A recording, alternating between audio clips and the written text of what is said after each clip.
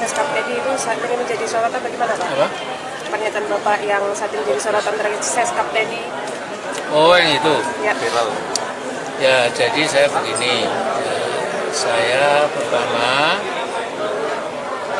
tentu yakin demokrasi itu berjalan baik kalau kebebasan mengungkapkan pendapat yang dijamin oleh Undang-Undang Dasar kita itu tidak dibatasi, tidak diberangus.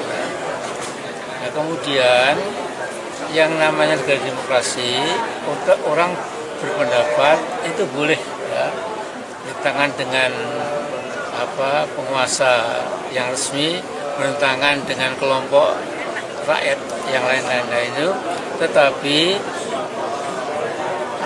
jadi point of konfliknya itu ya, point of perbedaannya itu adalah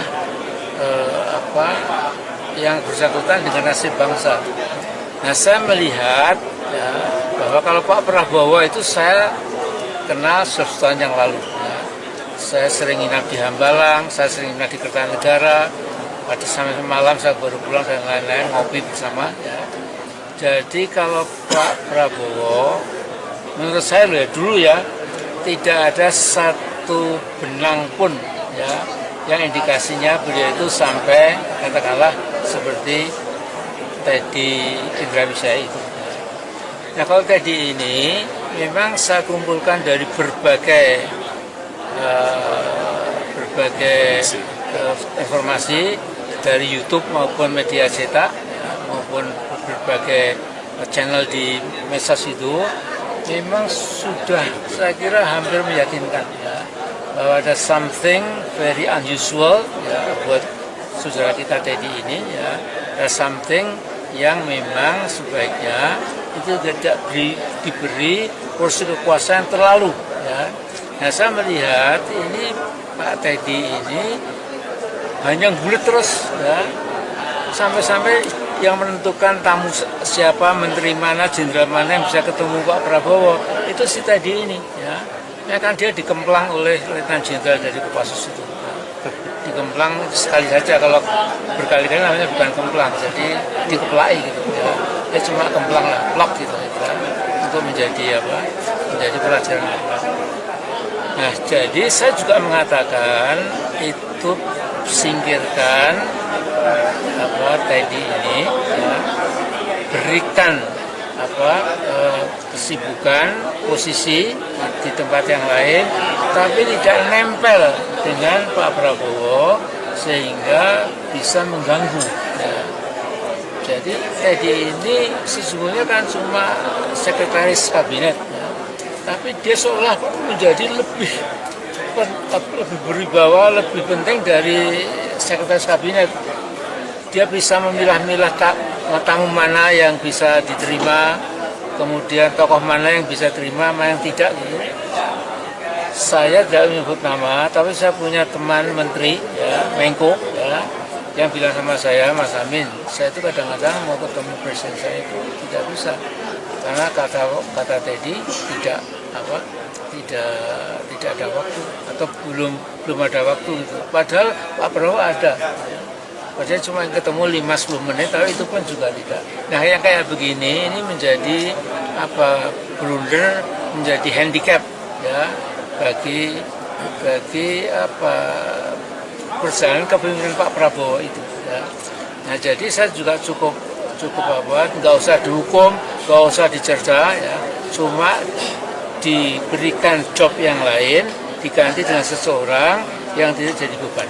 Saja. Untuk menghadapi langkah Komdiki gimana Pak? Apa? Untuk menghadapi langkah Komdiki banyak yang persiapannya. Langkah? Komdiki. Ini pembunuhan. Saya diberitahu ahli-ahli hukum itu Komdiki tidak berhak. Ya. Jadi yang berhak itu si Teddy, nah itu baru akan dibawa ke pengadilan. Nah, jadi saya juga mengatakan itu singkirkan Teddy ini ya, berikan kesibukan, posisi di tempat yang lain, tapi tidak nempel dengan Pak Prabowo sehingga bisa mengganggu ya. Jadi Teddy ini sesungguhnya kan cuma sekretaris kabinet ya, tapi dia seolah menjadi lebih berwibawa, lebih penting dari sekretaris kabinet.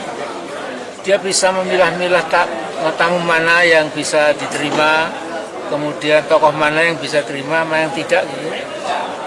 Saya tidak menyebut nama, tapi saya punya teman menteri, ya, Menko, ya, yang bilang sama saya, Mas Amin, saya itu kadang-kadang mau ketemu presiden saya itu tidak bisa, karena kata Teddy tidak